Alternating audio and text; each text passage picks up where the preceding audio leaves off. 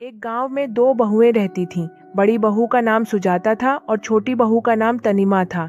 उनके पति व्यापार के सिलसिले में दूर देश चले गए थे। उनकी सास उनसे पूरे दिन सारे काम करवाती थी, फिर उन्हें 2 बार खाने को देती थी। यही उनका जीवन था। भूचकर्ण का गो फुचका, 5 रुपए में 20 फुचका, जल फुचका, स्पेशल फुचका, जो जो खाना चाहते हैं अभी आ जाइए, यहाँ खड़े हो जाइए, फुचका लीजिए। गो फुचका, जो जो खाना चाहते हैं जल्दी आ जाइए।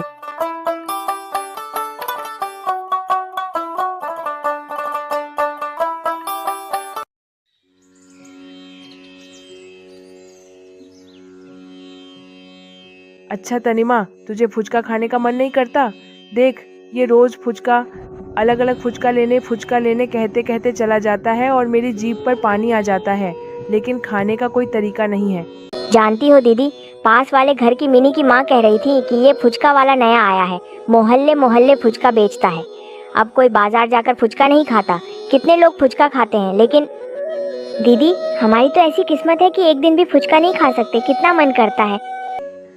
इच्छा क्या सिर्फ तुम्हें होती है रे टनीमा, मुझे भी तो होती है। शादी से पहले मायके में फुचका खाती थी, ससुराल आने के बाद सास की परेशानियों में कभी फुचका क्या चीज है समझ ही नहीं पाई। खाने को भी नहीं मिलता। कितनी इच्छा होती है। आह, नाम सुनते ही मुंह में पानी आ जाता है। जो बोली दीदी, मेरे साथ भी वही होता है, लेकिन क्या करूं, रसोई में एक सब्जी ये वो कुछ भी रखने नहीं देती। सारी चीजें सास ने अपने कमरे में रख ली हैं। हमसे सारा दिन काम करवाएंगी और खुद कमरे में बैठी रहेंगी। सच में अच्छा नहीं लगता। चलो अब खाना बना लेते हैं। खाना बन जाने के बाद फिर वो बुला लेंगी, फिर कौन कौन सा काम कहेंगी कौन जाने। खाना बन जाने के बाद उनकी सास सुजाता और तनीमा को बुलाती हैं। दोनों बहुएं मिलकर रसोई में ही फुसफुसा रही थीं। बताओ तो इतनी बातें किस बारे में हो रही थीं?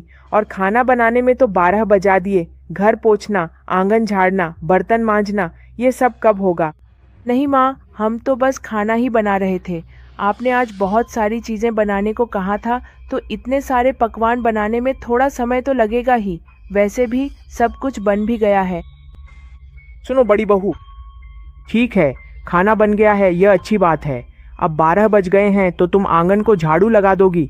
और छोटी बहू, आज तुम बर्तन घर में नहीं धोगी, आज तुम बर्तन तालाब में ले जाकर धोओगी। लेकिन माँ, इतने कम बर्तन हैं, ऊपर से इतनी धूप और गर्मी है, फिर भी इतने दूर तालाब तक बर्तन ले जाकर धोकर वापस लाना, लेकिन ये तो बहुत मुश्किल हो जाएगा। तनीमा तो सही कह रही है। इतनी धूप में उस तालाब के किनारे बर्तन धोने जाना, यह तो बहुत ही मुश्किल है। और अब 12 बज चुके हैं। अब फिर आंगन में झाड़ू लगाना, इतनी धूप में आंगन में झाड़ू लगाना भी बहुत मुश्किल है। मैं दोनों बहुओं से कह रही हूँ, तुम मेरे ही घर में हो, मेरा ही खाना खा रही हो और फिर भी मुझसे बहस कर रही हो। जो कहूंगी वही सुनना होगा, नहीं तो आज दोपहर को खाना नहीं दूंगी। साफ साफ कह दिया। आखिरकार मजबूर होकर छोटी बहू तनीमा बर्तन धोने के लिए तालाब के किनारे चली जाती है।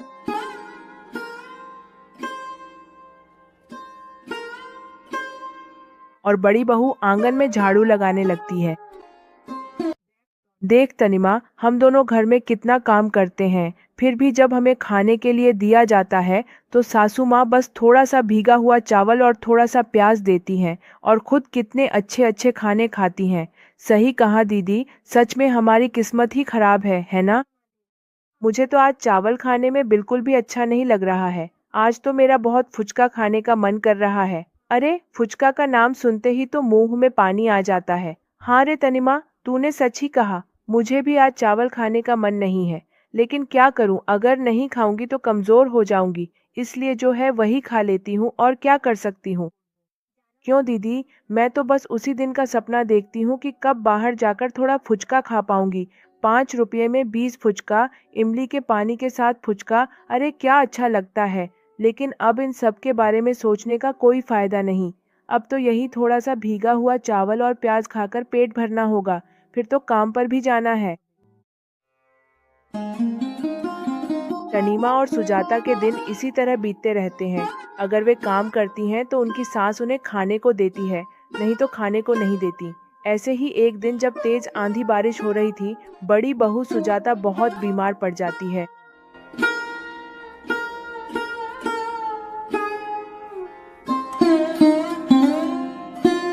दीदी, ओ दीदी, तुम्हारी तबीयत तो बहुत खराब है। तुम्हारे शरीर में तो बहुत तेज बुखार है। कुछ दिन काम मत करो, तुम थोड़ा आराम करो। मैं घर का सारा काम कर दूंगी। अगर तुम्हारी तबीयत ठीक नहीं रहती तो मेरा भी मन अच्छा नहीं लगता दीदी।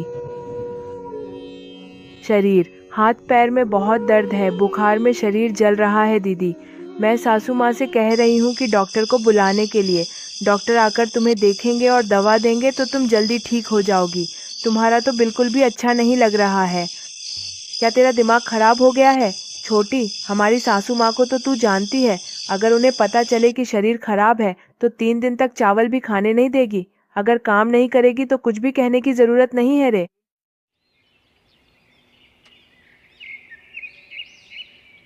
अगले दिन सुबह तनिमा सारा खाना पीना बना लेती है। ए क्या छोटी बहू, आज तुम खाना बना रही हो? बड़ी बहू कहाँ है? तुम दोनों को ही तो खाना बनाने के लिए कहा गया था। बड़ी बहू क्या हवा खाने घूम रही है या नाटक करके बिस्तर पर पड़ी है? कौन सा है? नहीं माँ, दीदी की तबीयत बिल्कुल ठीक नहीं है, इसलिए मैंने कहा कि आज मैं ही सारा खाना पीना बना लूंगी। कल रात दीदी को बहुत तेज बुखार था, इसलिए दीदी थोड़ी देर लेटी हुई है। तुम दोनों बहुओं की तो अक्सर तबीयत खराब ही रहती है। जैसे ही काम की बात आती है तुम दोनों बहाने बनाकर बिस्तर पर लेट जाती हो। इसमें तो माहिर हो। ये बुखार फुखार कुछ नहीं है, ये सब काम से बचने के बहाने हैं। मैं सब समझती हूँ। सुन लो, आज बड़ी बहू को खाना नहीं मिलेगा।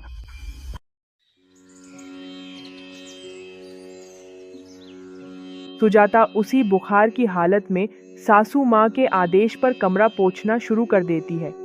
ये क्या दीदी, तुम बुखार में भी कमरा पोंछ रही हो? तुम्हें तो थोड़ा आराम करना चाहिए। मैं तो घर में हूँ, मैं तो सारा काम कर देती। तुम्हें इस हालत में काम करने की क्या जरूरत थी दीदी? छोटी बोली। तू चुप कर छोटी, मेरी तबीयत ठीक है, मैं सारा काम अच्छे से कर दूंगी, तू चिंता मत कर। अब तू थोड़ा आराम कर, बाकी का काम मैं निपटा लूंगी। ठीक तो रहूंगी ही। ठीक तो रहूंगी ही? जब तबीयत खराब होगी तभी तो बीमार पड़ूंगी। वैसे तो कुछ होता ही नहीं। हर 2 दिन बाद तुम्हारा ये नाटक शुरू हो जाता है। अब देखती हूँ सारे काम निपटा देती हूँ। और सुनो छोटी बहू, तुम्हारी बड़ी इतनी ज्यादा देखभाल करने की कोई जरूरत नहीं है। जैसे हो वैसे ही रहो। अगर तुम्हें खाना है तो मेरी बात माननी होगी। लड़के मेरे हाथ में पैसे भेजते हैं, तुम्हारे हाथ में नहीं, समझी?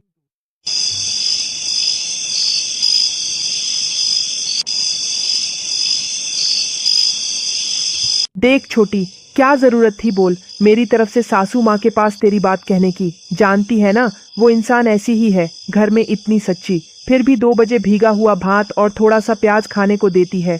अब तो वो भी बंद हो जाएगा। क्या जरूरत थी? चुप रहना ही तो अच्छा था। क्या मैंने कुछ गलत कहा दीदी? और वैसे भी तुम्हारी तबीयत सच में खराब थी, इसलिए मैंने कहा था। इस मोहल्ले में और भी बहुएं हैं, वे सब कितनी अच्छी तरह रहती हैं। वे बाहर जाकर पानी पूरी खा सकती हैं, क्या हम कर सकते हैं? बताओ, कितनी इच्छा होती है थोड़ा फुचका खाने की, लेकिन हमारे नसीब में तो वो भी नहीं है। रोज रोज इतना काम करते हैं, फिर भी भीगा हुआ भात और थोड़ा सा प्याज मिलता है, और अगर काम न करें तो खाना भी नहीं मिलता। भगवान पर भरोसा रखो। अनिमा। दिन देखना सब ठीक हो जाएगा। एक बात याद रखना, हम जो कुछ भी कर रहे हैं और हमारे साथ जो कुछ भी हो रहा है, सब भगवान देख रहे हैं।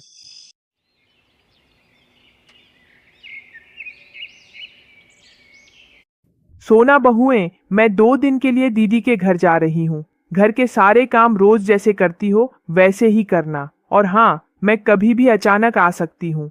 सासू माँ के चले जाने के बाद दोनों बहुएं घर के सारे काम करने लगती हैं। उजली, आज थोड़ा पुचका खा लें तो कैसा रहेगा? इसी मोहल्ले में तो रोज फुचका वाला आता है। आज तू और मैं दोनों ही थोड़ा फुचका खा लेंगे। सच कह रही हूँ दीदी, मुझे कितनी खुशी हो रही है। कितने दिनों बाद फुचका खाऊंगी। शादी से पहले खाई थी। क्या मजा, क्या मजा। हाँ दीदी, आज ही फुचका खाएंगे। अब पहले खाना खा ले, अभी खा लेते हैं, शाम को फुचका। अब तू और मैं निकल पड़ेंगे फुचका खाने। फुचका 5 रुपए में 20 फुचका, स्पेशल फुचका, पानी वाला फुचका, सूखा फुचका। कौन लेंगे? जल्दी आइए, बाहर आइए, फुचका लीजिए। फुचका, जल्दी आइए, जल्दी आइए। तो बताओ, तुम लोगों को कितने कितने फुचका दूं? पानी वाला फुचका या स्पेशल फुचका? फुचका। और 5 रुपए में 20 फुचका मैं देता हूँ। बोलो, कितने कितने दूं? पानी वाले फुचका खाओगे? काका, जरा इमली का पानी थोड़ा ज्यादा देना, और सुनो, आलू की भरावन भी थोड़ा ज्यादा देना, और थोड़ा सा कच्चा प्याज भी देना, और खूब तीखा तीखा बनाना। कितने दिन हो गए फुचका खाए हुए। मेरी तो जीभ पर पानी आ रहा है। ताज़ा ही दो, जल्दी दो, मुझे भी पानी वाला फुचका दो, और मुझे भी थोड़ा ज्यादा तीखा देना। बहुत अच्छे से बनाओ, सुना है तुम बहुत अच्छा देते हो। अब और देर मत करो दीदी, देखूं तो जरा।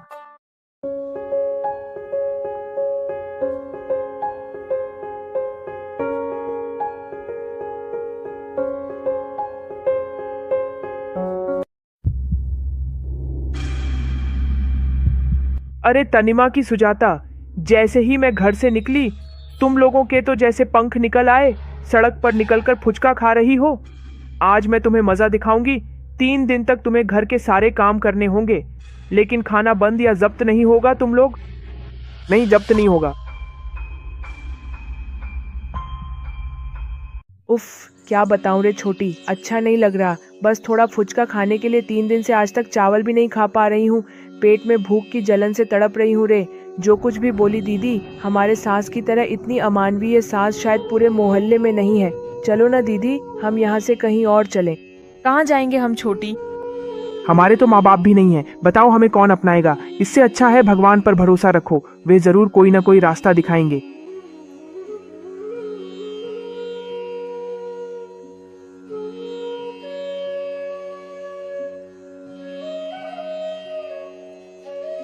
सुजाता और तनिमा के दिन इसी तरह दुख और कष्ट में बीत रहे थे, और ऐसे ही एक दिन अचानक उनकी सास बीमार पड़ गईं।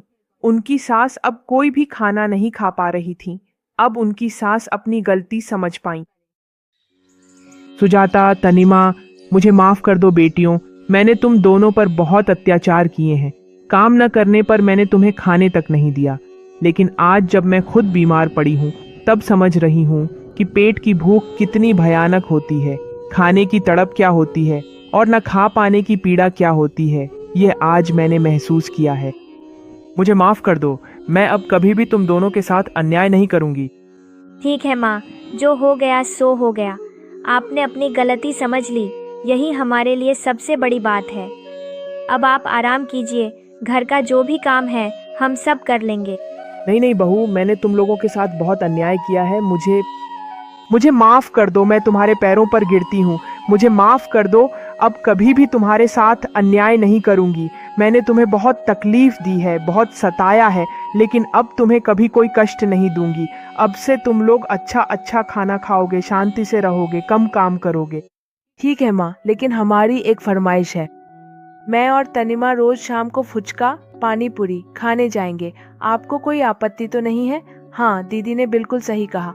हम घर में जैसे काम करते थे वैसे ही करेंगे। आप जो भी खाने को देंगी वही खाएंगे। बस एक ही फरमाइश है, मैं और दीदी रोज शाम को फुचका खाने जाएंगे। आपको कोई आपत्ति तो नहीं है? मुझे कोई आपत्ति नहीं है। मैंने अपनी गलती की सजा पा ली है। जब तुम्हें फुचका खाने की इतनी इच्छा है तो मुझे कोई आपत्ति नहीं है।